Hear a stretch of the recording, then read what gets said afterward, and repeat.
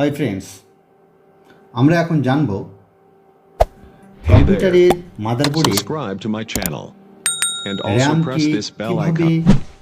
খুলতে হয়, কিভাবে ওপেন করতে হয় এবং সেই র্যামকে কিভাবে পরিষ্কার করতে হয়। যে র্যামে ডাস্ট জমার কারণে কিংবা কার্বন জমার কারণে কম্পিউটারের মনিটরে আউটপুট আসে না কিংবা কম্পিউটার অনেক সময় বন্ধ হয়ে যায়, কম্পিউটার ওপেন হয় না। তাই চলুন আজকে আমরা দেখব কম্পিউটারের মাদারবোর্ড থেকে র্যাম কীভাবে খুলতে হয়, ওপেন করতে হয় এবং র্যামকে কীভাবে পরিষ্কার করতে হয়। প্রথমে আমরা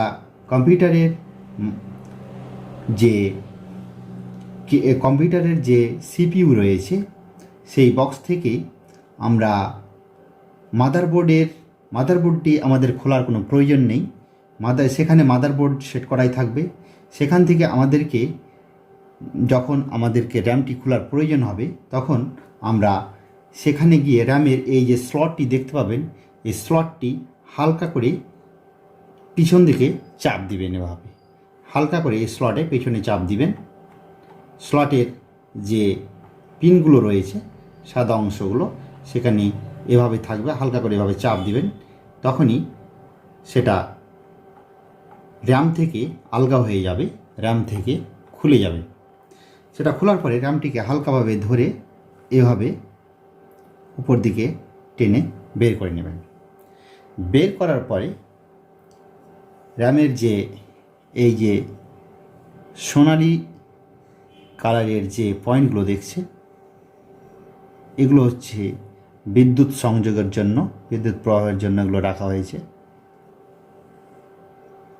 এগুলোতে অনেক সময় ডাস্ট জমে যায় এবং কার্বন জমে যাওয়ার কারণে র্যাম জাম্প হয়ে যায় এবং র্যামের সাথে মাদারবোর্ডের সংযোগে বিভিন্ন বাধার সৃষ্টি হয়, যার ফলে সিপিইউ থেকে ডেটা র্যামে আসতে পারে না এবং র্যামের ডাটা সিপিইউতে এই সেন্ট্রাল প্রসেসিং ইউনিটে যেতে পারে না, যার কারণে কম্পিউটার চলে না, কম্পিউটার বন্ধ হয়ে যায়, কম্পিউটারের মনিটরে কোনো ডিসপ্লে আসে না।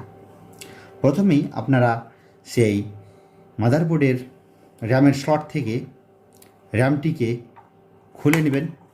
খুলে নেওয়ার পরে ওপেন করবেন। ওপেন করার পরে একটি রাবার নেবেন। একটি রাবার নিয়ে র্যামটিকে সাবধানে ধরে এই অংশটুকে, এই সোনালি অংশটুকের উপরে একটি রাবার নিয়ে সাবধানে হালকা করে টানবেন, ঘষবেন, হালকা করে পরিষ্কার করবেন লাইটলি।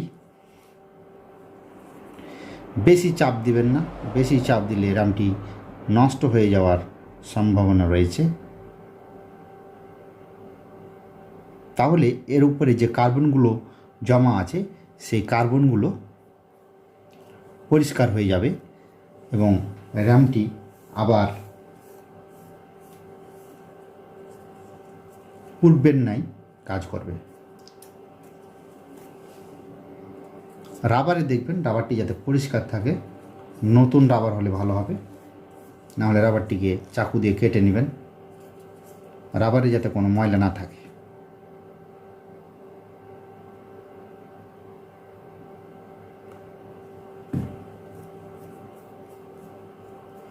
এরপরে একটি সাদা পরিষ্কার কাপড় নিয়ে হালকা করে কাপড় দিয়ে এটাকে একটু মুছে নেবেন। মুছে নেওয়ার পরে র্যামটিকে আবার স্লটে, মাদারবোর্ডের স্লটে বসাতে হবে। স্লটে বসার আগে আপনি স্লটটিকে একটি ব্রাশ নিয়ে এভাবে পরিষ্কার করে নেবেন।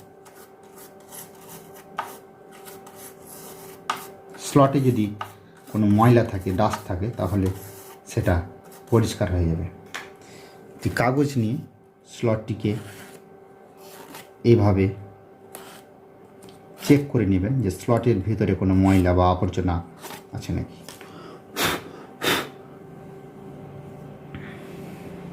এরপরে র্যামটি যেভাবে লাগানো ছিল সেভাবে র্যামটিকে আবার ইনস্টল করে দেবেন।